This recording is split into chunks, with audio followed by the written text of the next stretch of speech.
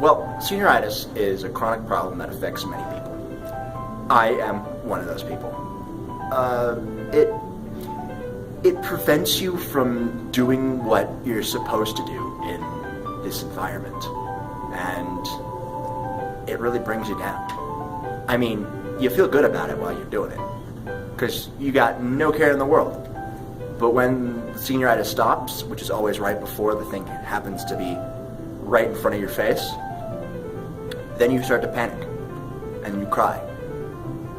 Just yourself to sleep, it hurts.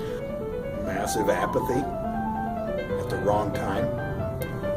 An awful, awful disease. It's affected my life severely. How exactly has it affected your life?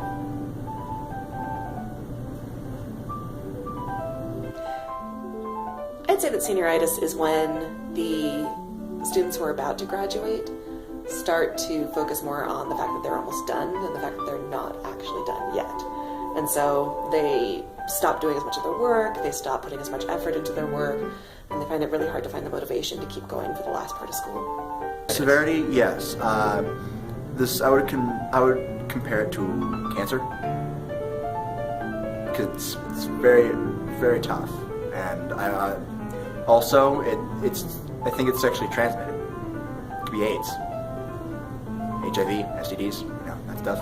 Only it wouldn't be an STD; it'd be it's a senioritis transmitted disease.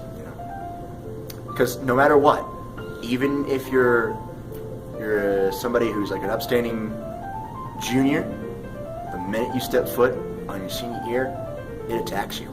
It's a virus. It's a sickness. I've seen pretty much every senior that I've taught tends to develop it in some form. They get it to different degrees, and they get it at different times as we approach the end of the school year. But I don't know of any seniors that I've taught who didn't at some point struggle to find the same motivation that they had back in September. Well, I started to develop these lumps on my arm a couple of days ago. It might just be a rash, I don't shower. But I haven't been doing my homework, I don't study, I need help. I need help. The ravages of senioritis. It really comes down to mindset, I think. Making sure that you remember that even if you only have 3 weeks, would be identical to having 3 weeks in November. That the grades still count. Colleges can turn down their admission for you. You still need to put in the same effort because the impact of that in the long term still matters.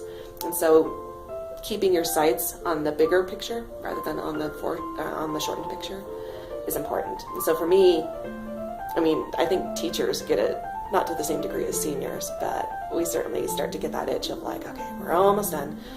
How many more weeks? And you have to be focused and say, okay, I can't just blow off the last month of school. I still need to be fully engaged in my job and make sure I'm teaching all the way to the end. Because a month of school is a lot of learning that can occur.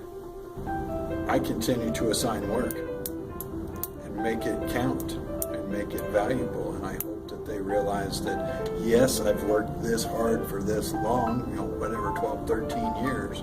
It's not time to quit until you actually cross the ribbon. All you have to do is go back and watch some of those old sports highlights. I don't even know what the race was, but the guy was running like this 5-mile thing, and he's coming down the final stretch, and he's cheering, and he's like this, woo, and he's all touting himself, and some guy beats him at the end. He was way ahead. All he had to do was keep running, because life is a very competitive thing, okay?